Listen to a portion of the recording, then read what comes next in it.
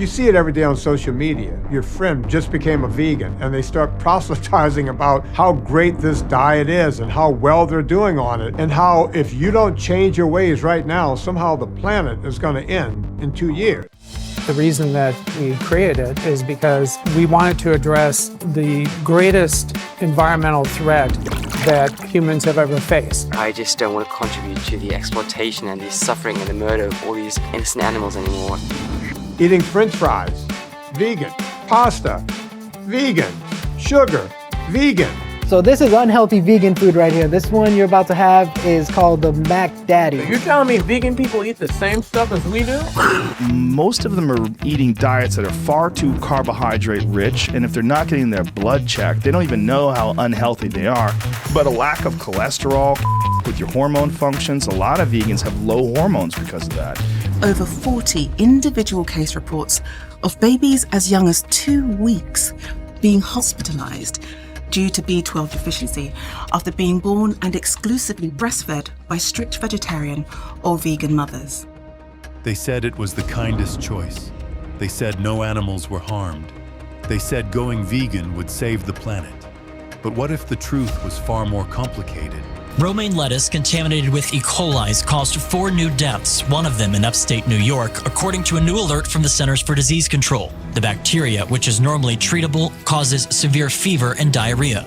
The breakout started last month after E. coli was found on lettuce from Yuma, Arizona. So far, almost 200 people from 35 states have reported feeling ill. What if the foods most praised for being ethical were built on the silent suffering of billions of living creatures, hidden just out of view? This isn't a smear campaign. This isn't about diets. This is about the truth they don't want you to know.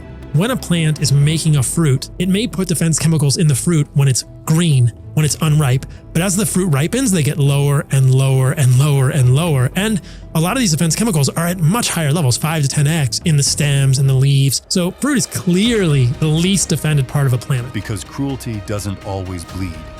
My veganism is a much better way to accord myself with my values. One of the arguments on the vegan side is, okay, yes, we are part of the food chain, but if we could manufacture something in order not to let sentient beings die, wouldn't that be better?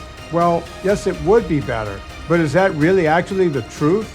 Because you became vegan, because you're eating fake meat, does that mean a sentient being didn't die? Picture this, a massive combine harvester, slicing through fields of wheat, moving at lightning speed. It's efficient, clean, and looks like the perfect example of modern farming. But stop for a moment. Look closer. As the blades churn through the field, mice, rabbits, birds, and snakes are shredded alive. Thousands of them, gone in seconds. There's no blood on your plate, but the ground is soaked in it. These animals have no chance to escape as the massive machines tear through their homes, turning their habitats into a silent graveyard. This is the hidden truth behind the crops we take for granted. If you really want to kill the most things, be a vegan. I kill 1 animal per arrow. In order to grow tofu, you have to kill every ground squirrel, every vole, every shrew, snake, turtle, frog, bird, rabbit, anything that gets in that bean field. Then if anything does survive my first slaughter, I'm going to come in with Monsanto and poison the shit out of everything so you can have a tofu salad and not be responsible for any death. You. How many lives are being lost in the process of bringing our food to the table? What's the true cost of that healthy-looking grain bowl, the one we eat to save the planet? Could the real cost be hidden beneath the surface, in a field of death? Studies show that billions of wild animals, not hundreds, not thousands, but billions, die every year from crop harvesting, habitat destruction, and chemical exposure. And most of it happens out of sight. We don't see the death and destruction, but it's there, quietly happening every time we harvest a crop for our plates. So while that vegan grain bowl might look like a peaceful, ethical choice, it was grown on a graveyard, an invisible one. The land beneath it soaked in the blood of creatures that didn't have a chance. But here's the twist. This is just the beginning. The real truth about how our food is grown is much darker than we've been led to believe. Let's talk about two of the most iconic vegan staples: avocados and almonds. Crunchy, creamy, and oh so delicious. But here's the twist: deadly? To meet the global demand for these popular foods, billions of honeybees are shipped across states in the US every single year to pollinate almond and avocado farms. Sounds harmless, right? Just a little help from nature. There's millions of beehives coming to California to pollinate almonds because people want almonds and they want their almond milk. But what if I told you it's a war zone? These bees are overworked, stressed, and exposed to toxic pesticides. Their lives are reduced to one single mission: pollinate.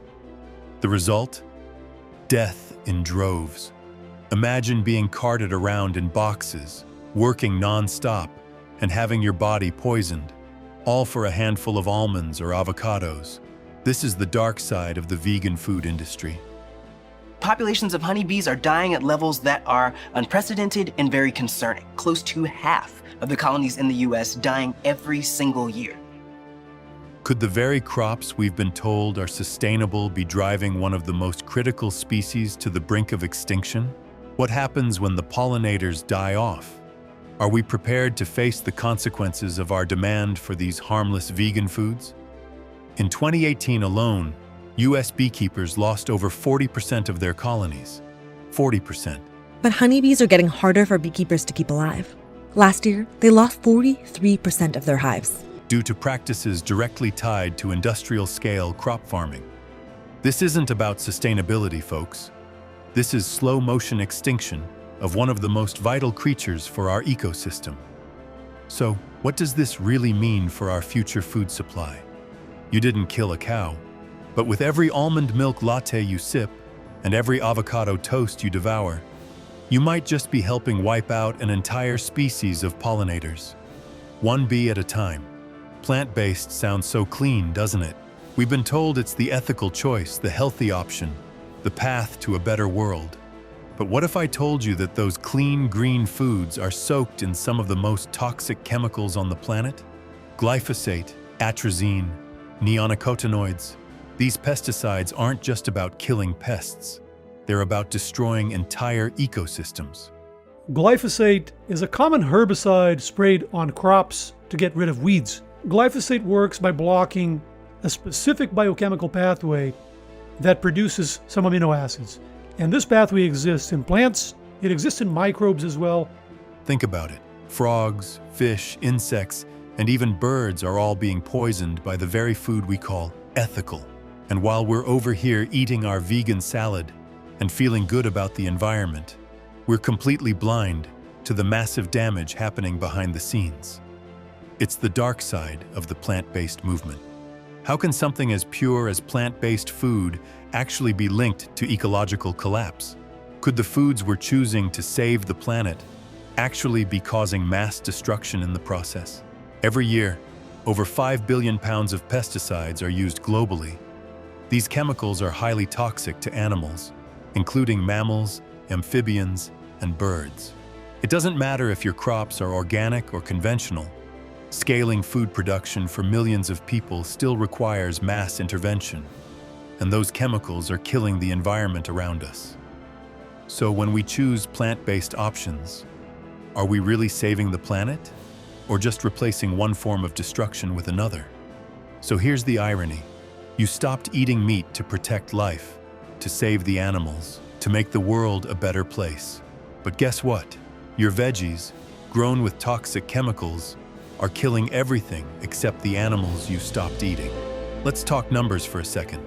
To get 30 grams of protein, here's what you'd need. 120 grams of chicken, or nearly 700 grams of black beans, or over 1.3 kilograms of cooked spinach. So, you'd have to eat like a horse just to match the protein in one chicken breast. Imagine the sheer volume of food. Yet, many people are turning to plant-based protein because they believe it's the healthier, kinder choice. But is it really? Let's break it down. Here's the truth. Not all protein is created equal. Animal protein is far more bioavailable, meaning your body can absorb it more easily and use it for muscle growth, repair, and energy. Plant proteins, on the other hand, are often incomplete, missing essential amino acids. That means, to get the same benefit from plant-based protein, you'd need to eat far more food, leading to extra crops and extra work for your body. So, what does this really mean? You eat twice as much food, which means twice as many crops. And that means more animals killed during harvest, more pesticides sprayed, and more land destroyed. All this in the name of being kinder to the environment and animals. But is it really? This isn't about bashing vegans. It's not about arguing which diet is better than the other. It's about asking the one question no one dares to ask.